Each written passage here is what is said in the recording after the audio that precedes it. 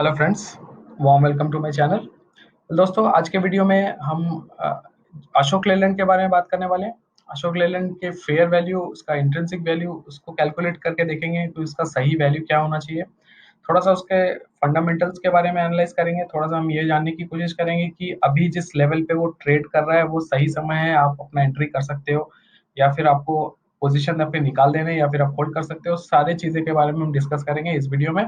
तो दोस्तों, वीडियो में बढ़ने से पहले अगर आपने मुझे अभी तक सब्सक्राइब नहीं किया है तो मुझे सब्सक्राइब करना ना भूलें, क्योंकि आपका सब्सक्रिप्शन ही है जो मुझे इनकरेज करता है ताकि मैं आपके लिए नया नया वीडियो लाता रहूं।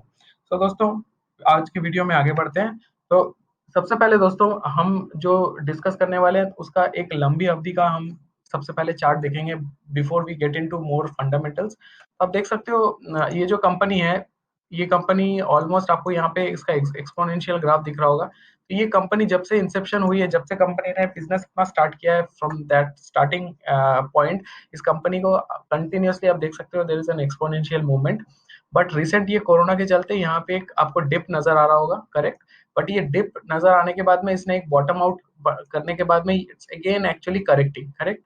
तो आप देख सकते हो कि ये अपना जो ऑल टाइम उसका लो था, उस लेवल पे ऑल टाइम हाई से अपना ऑल टाइम लो पे आया है, and then again recent time पे अभी वो आपको अप ट्रेंड देखता हुआ नजर आ रहा है। That is the reason being कि अभी कोरोना का सिचुएशन थोड़ा सा पहले से बेटर हुआ है, धीरे धीरे लॉकडाउन भी खत्म हो रहा है, एंड जैसे जैसे ये सिचुएशन आगे जाते रहेंगे you will see a lot of positive movements in this company, correct. क्योंकि ये इंडिया की 4-5 कंपनी में से ही ऐसी हैं जो लार्ज स्केल बड़े बड़े ट्रक्स वगैरह बनाती है, जो ट्रांसपोर्टेशन बिजनेस पे है मेनली। तो दोस्तों, सब थोड़ा बहुत इसका फंडामेंटल्स जान लेते हैं। सबसे पहले देखते हैं इसका मार्केट कैप। तो market cap is somewhere around 15,000 crore and cash reserves is 8,000। तो आप देख सकते हो ऑलमोस्ट इसका जितना उसका मार्केट कैप है उसका 50% इसके पास कैश रिजर्व्स रखे हुए हैं। Dividend yield is 5.88%। तो ये एक बहुत इंपॉर्टेंट फैक्टर है, बिकॉज जो भी लोग लंबी अवधि के लिए सोच रहे हैं, जस्ट वो अपना शेयर से प्रॉफिट नहीं भी सोचते हैं, बट ये भी सोचते हैं कि मुझे रेगुलर कुछ इनकम हो। रेगुलर इनकम आपको तभी होगा जब एक कंपनी आपको लॉन्ग टर्म पे डिविडेंड्स देती हो। तो ये कंपनी ऑलमोस्ट 6% आपको एनुअल डिविडेंड देती है, विच इज वेरी गुड। अगर हम इसका प्रोमोटर होल्डिंग देखें तो कम से कम 52% प्रोमोटर्स के पास ही इसका शेयर होल्डिंग है, विच शोज दैट कंपनी के प्रोमोटर्स को कितना इस पर कॉन्फिडेंस है। मैक्सिमम शेयर होल्डिंग उन्हीं के पास है।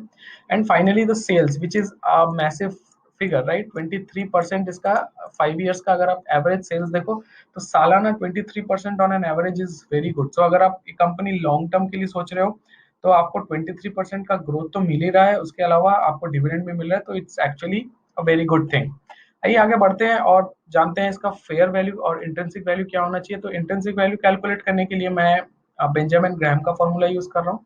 उसमें तीन चीजें हम देखते हैं, एक अर्निंग पर शेयर, एक ग्रोथ एंड एक बॉन्ड यील्ड। इन तीनों चीज को मैंने यहाँ से लिया है। थ्री आपका जो यहाँ अर्निंग पर शेयर है दैट इज 3.51, ये आपका जो ग्रोथ है दैट इज 22.86, ये एंड बॉन्ड यील्ड।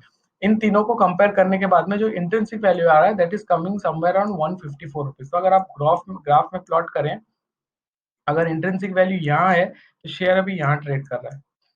तो ये अगर 50 अभी 50 पे ट्रेड कर रहा है तो 150 इसका इंट्रिंसिक वैल्यू बता रहा है, करेक्ट।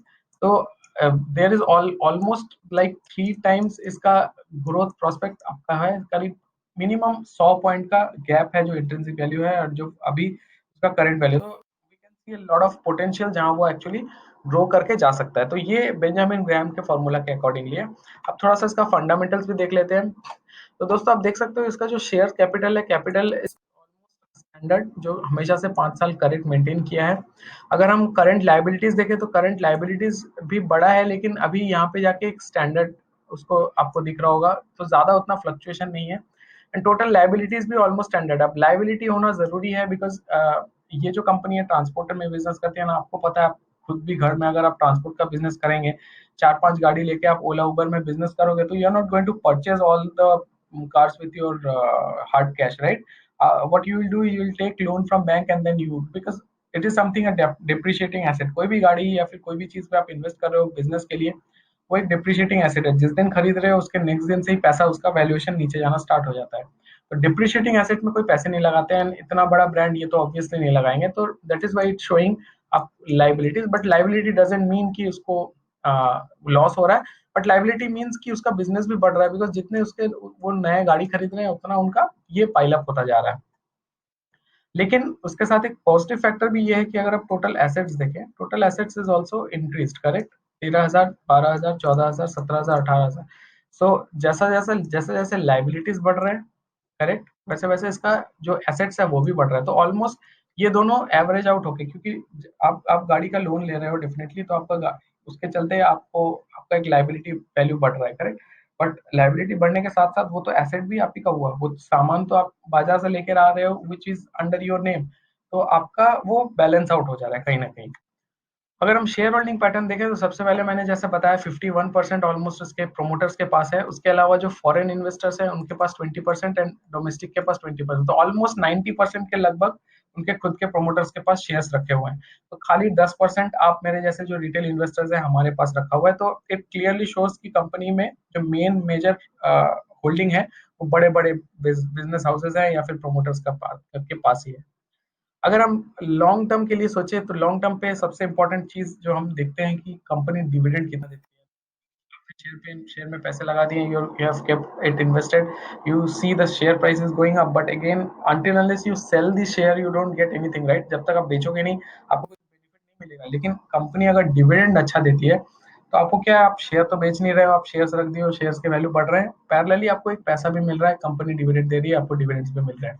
तो this company has given continuous dividend over over the last 5 years, और कब इससे पहले भी मैं जिस 5 साल का यहाँ पे आपको दिखा रहा हूँ। तो अगर आप लॉन्ग टर्म इन्वेस्टर हो डेफिनेटली डिविडेंड भी एक कंपनी आपको अच्छा बना के देती है। अगर हम सपोर्ट रेजिस्टेंस की बात करें तो आप देख सकते हो यहाँ 40 पे इसका एक अच्छा खासा सपोर्ट बना हुआ है एंड इसका 50 पे एक रेजिस्टेंस है। तो बार बार ये स्टॉक 40 पे आती है, रिबाउंड करती है, नीचे आती है, रिबाउंड करती है, 40 पे आती है, रिबाउंड करती है, 40 पे आती है, रिबाउंड करती है। बट ये 50 लेवल पे जाके वो वापस नीचे आ जाती है बिकॉज वहां पे उसका एक बहुत बड़ा रेजिस्टेंस है। बट हाल ही में आप देख सकते हो ये जो आप सेक्शन देख रहे हो यहाँ पे इसने 50 का जो मार्जिन है उसको तोड़ दिया है। तो इट क्लियरली शोज कि अगर आप शॉर्ट टर्म इन्वेस्टर हो, शॉर्ट टर्म के लिए आप सोच रहे हो, देन डेफिनेटली बहुत कम समय में आप यहाँ पे आराम से 15, 20, 30% का प्रॉफिट बना सकते हो, क्योंकि इसने अपना रेजिस्टेंस को तोड़ दिया है and it is actually going up and वहां पे जाके वो नया अपना सपोर्ट लेवल बनाने वाला है। तो अगर आप शॉर्ट टर्म इन्वेस्टर हो definitely you should look for this. और अगर आप लॉन्ग टर्म इन्वेस्टर हो देन आपको तो सोचने की जरूरत है ही नहीं, बिकॉज ये इतनी बड़ी कंपनी है, इंडिया की टॉप 5 कंपनी में से है, इसके पास इतना सारा एसेट्स है। इसका जो प्लेज शेयर्स है वो ज्यादा नहीं है। आप अगर देखो यहाँ पे जो प्लेज शेयर्स है that is only 10%, less than 10%। तो वो शेयर्स के अगेंस्ट में वो अपना बिजनेस के लिए कर्जा लिए हैं। तो अगर 10% आप अगर अपना रोटेटिंग मनी यूज कर रहे हो बिजनेस के लिए, इट्स नथिंग, राइट। तो उसके पास प्लेज शेयर्स नहीं है, डिविडेंड अच्छा देती है। तो ओवरऑल अगर आप देखो ये कंपनी बहुत बेहतरीन है एंड जो प्राइस पे भी वो अवेलेबल है इट्स अ वेरी लिक्विडेटिव प्राइस। तो अगर आप लॉन्ग टर्म इन्वेस्टर हो डेफिनेटली आपको इसमें इन्वेस्ट करना चाहिए। बट फ्रेंड्स जैसा मैंने पहले कहा है, ये वीडियो देख के आप अपना इन्वेस्टमेंट ना करें, आप अपने फाइनेंशियल एडवाइजर से जरूर बात करें, क्योंकि जस्ट मेरा वीडियो मैं अपना खुद के एनालिसिस के लिए बनाता हूँ प्लस एजुकेशनल पर्पज के लिए बनाता हूँ। बट मैं ये कोई स्टॉक रिकमेंडेशन नहीं कर रहा हूँ कि आप सीधा जाओ और इसको खरीद लो। So friends I hope you have like this video because मैंने काफी सारे इन्फॉर्मेशन शेयर किए हैं इस कंपनी के बारे में, जो कि आपको एक एक वीडियो में ही आपको मिल जाएगा, आपको ज्यादा जगह जाने की जरूरत नहीं है। So if you have liked this content and if you like this content to come up in future as well, then please don't forget to subscribe to my channel and keep watching. And I'll be coming back with as something important and something useful with another company as soon as possible. And you have a lovely day ahead and lovely evening. Thank you so much and have a good day. Bye bye.